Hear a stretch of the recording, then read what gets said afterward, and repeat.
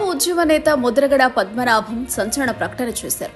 అమ్మవారైన చంద్రబాబుకు అమ్ముడుపోయి కాపుల ఓట్ల కోసం వస్తున్న పవన్ కళ్యాణ్ ఓడించడం ద్వారా ఇక సినిమా నటులను రాజకీయాల్లోకి రాకుండా చేయాలని ప్రజలకు పిలుపునిచ్చారు.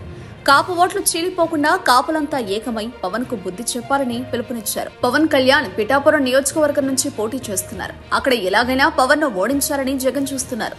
అందుకే సర్వశక్తులు ఒడ్డుతున్నారు. ముద్రగడను కేవలం పవన్ పైకి సంధించారు.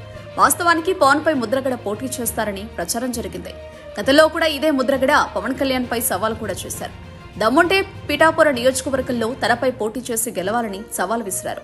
అయితే జగన్ కాకినాడ సిట్టింగ్ ఎంపీ వంగా గీతను తెచ్చి పవన్ కళ్యాణ్ పై నిలబెట్టారు. వంగా గీత గెలుపు బాధ్యతను పూర్తి స్థాయిలో ముద్రగడపై పెట్టలేదు. కేవలం కాపు ప్రముఖులను వైసీపీలోకి రప్పించే బాధ్యతతో పాటు పవన్ కళ్యాణ్ పై విమర్శలకే ముద్రగడను పరిమితం చేశారు. ఇప్పుడు పవన్ ను ఓడించడమే లక్ష్యంగా పిఠాపురంలో ముద్రగడ రాజకీయం చేస్తున్నారు. సినిమా నటులపై వ్యాఖ్యలు చేశారు. సినిమా నటులను ప్రజా ప్రతినిధులుగా ఎన్నుకుంటే స్థానిక సమస్యలు పరిష్కారం కావు అని ముద్రగడ చెబుతున్నారు.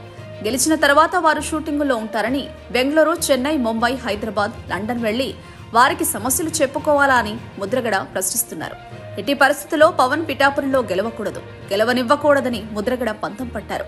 ఆ కోణంలోనే ఆయన పనిచేస్తున్నారు.